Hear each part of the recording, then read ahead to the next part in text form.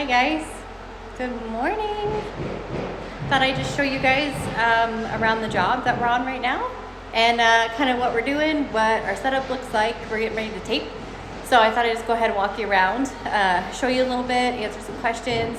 I can't stay here super long, maybe like 15-20 minutes, and then I gotta hop off. But I'll go ahead and flip this around and I'll walk you guys around the job. What? All right. What'd you say?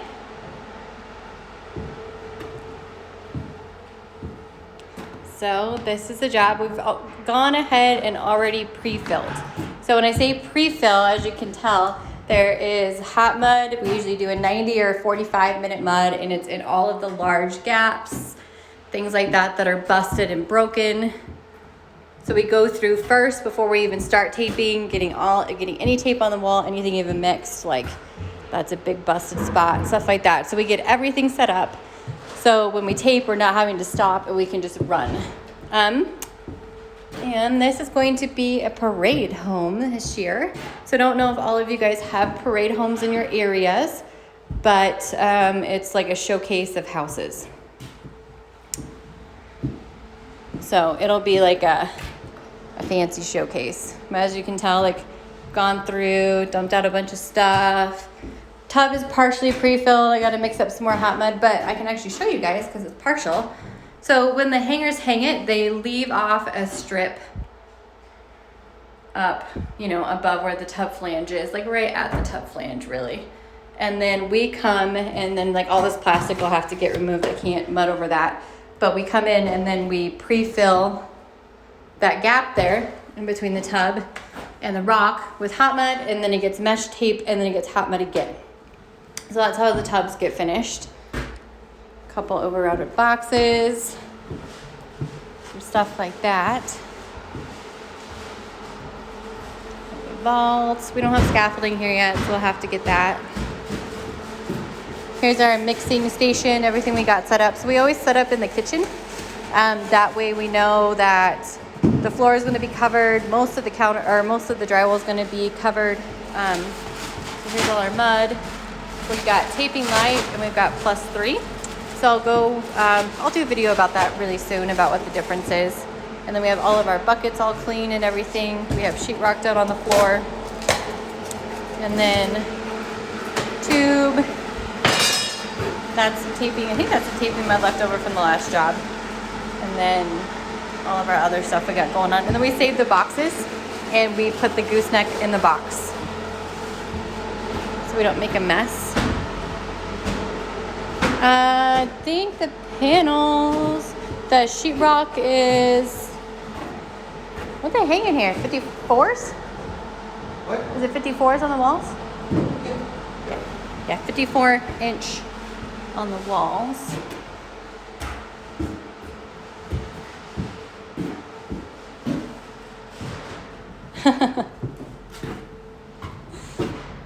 Got a nice tub. Oh, and then there are some questions about like sheetrock and going up to the tub and stuff. So what we usually do is like we'll break it here and then they'll take their board to there. So we'll finish this off. So then the towel guy can come in, he can put his towel board, and then he can bring his towel. Usually they bring it to like here, but we make a corner for them so that they have it, because the shower door will probably be like right there, somewhere like that.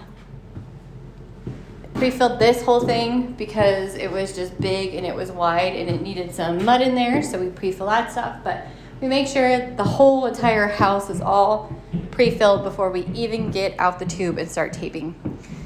And we don't do every single box. Both those boxes are bad. But, like can lights, things like that. Like we don't touch boxes unless they're really messed up. We don't just do it for fun. Do we use fiberglass tape? Like mesh tape? We only use mesh tape with hot mud around tub surrounds and things like that. We don't tape with that. Number one, it won't go through the tube. And number two, you have to use it with hot mud.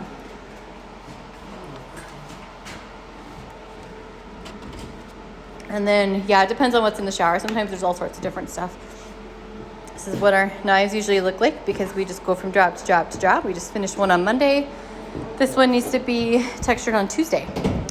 So we need to get this done. Ryan's no power. We did have power earlier.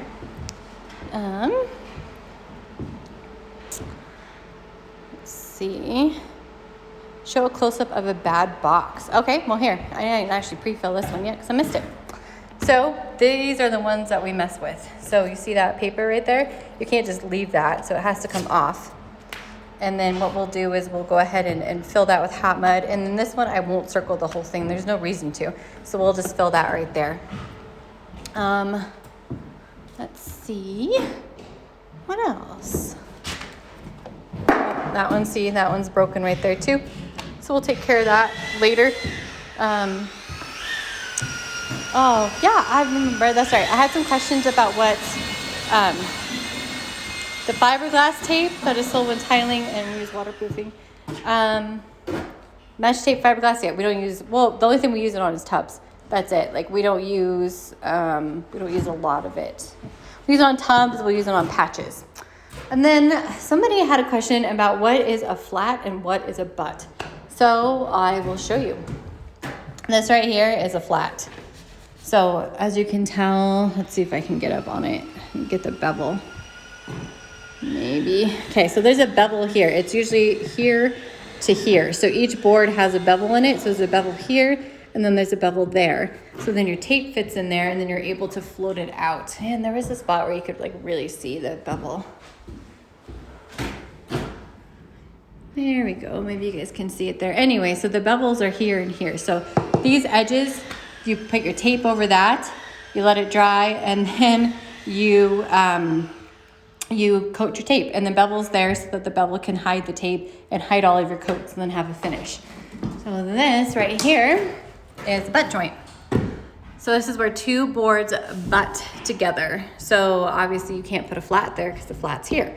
So it's two ends of boards. Sometimes they're factory ends, sometimes they're cut ends. We V our butts here. So it gets V'd and then it gets pre-filled with mud and then it gets taped. But these usually, depending on the butt and the framing and all that stuff, can be very, very different. Usually we split with a 10, so we do a 10-inch box on this side, a 10-inch box on this side. Sometimes a 14, depending on the house, and then we run straight down the middle of that butt, and then check it from there. Because sometimes, like, there's no hard and fast rule about butts. You just try and get them as flat as you can and check them, and then fix them from there. Let's see. That one's actually pretty flat. Sometimes they're really rocky. So like you'll put your knife up to check it and it'll rock back and forth. It'll be humped in the middle because you got to think there's no bevel there like we had in our flat. It's just flat against flat. So what can happen is it can bevel out. And yeah, I will do a butt video for you guys here pretty soon. This one unfortunately is right on a vent. So that's not going to be super fun for us to try and finish. Let's see. Oh yeah, and yes, we pre-fill all the butt joints with hot mud. So we already went through the whole house and pre-filled with 90 and 45. So that's the first thing that we do so we can start taping. And then we have our gooseneck. We put our gooseneck in a box so that way it doesn't make a disaster. And then it gets all oiled and sprayed. So we spray inside to help the plunger go up and down. And then we'll spray, it's probably already been sprayed, but it gets all sprayed. The gears, the wheels, the whole head of the tube, all that stuff gets sprayed. And then we usually spray the pump too, so you can tell that gets sprayed so it's easier to use. And then you put on your tape. We like to do 250 rolls. It's just a little bit easier. How come we use box mud and not buckets? Well, they don't really sell bucket mud here. It's what they sell. They sell box mud. We have a lot of box mud here, as you can tell. They just don't sell bucket mud here. We've been taping with taping light, all purpose sometimes, just kind of depends. And then we do all of our coat work with +3 all the way through. And let's see, Ryan's, I'll go over here, he's mixing up some taping mud. So it's important when you are using automatic tools and things like that, that your mud is thin enough.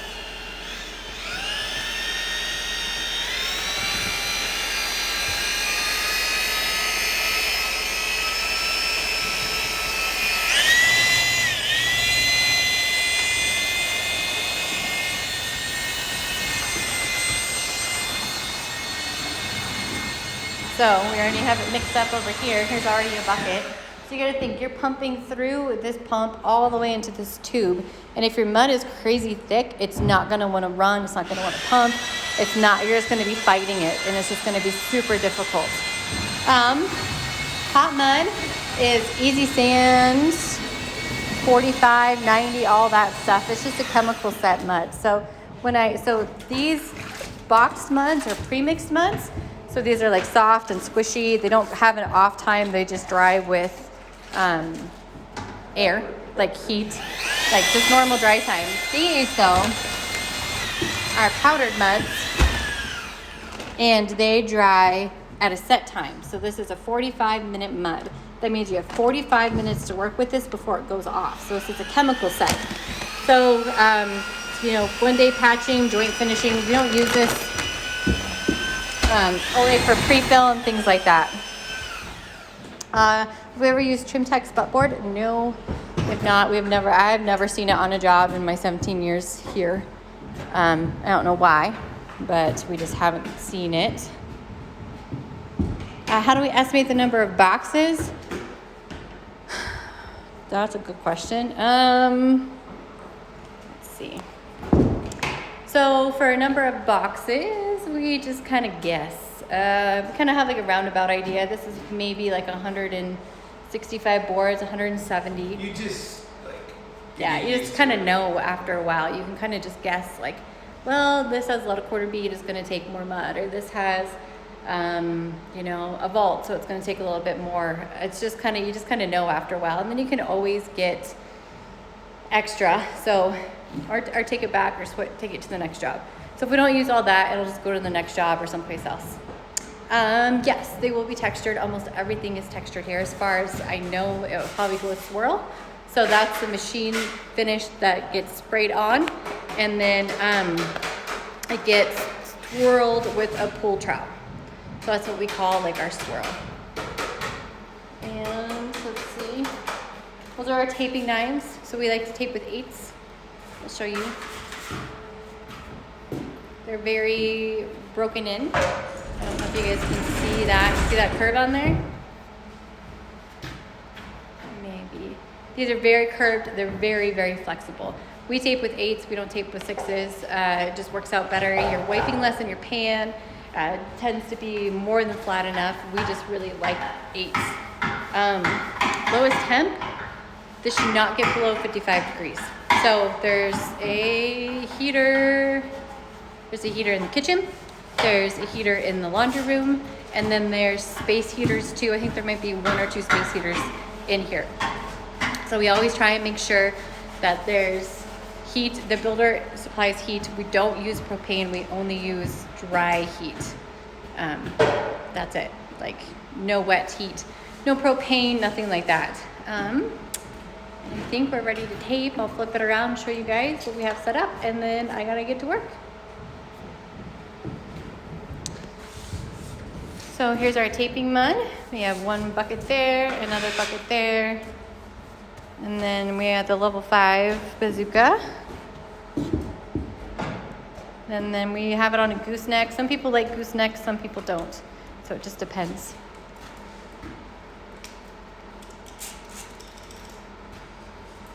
And then we usually, I'm gonna jump up and be wiping down ceilings here in a second. It's messy. Yeah, sorry. I told you it's stupid. They put all the butts are on the vents. I always start with just a lower button to get it going if we're doing lids. Yeah, and then that's it. And then we'll jump up. We'll tape out all of the lids. So we start butts first, then to flats, and then we'll do all the lids, all of the tall butts on the walls, and then we'll jump down, and then all we have left after that are all of the lower wall flats and butts. And then we flip around and start doing angles. So thanks for joining, guys, I gotta get to work, and have a great day.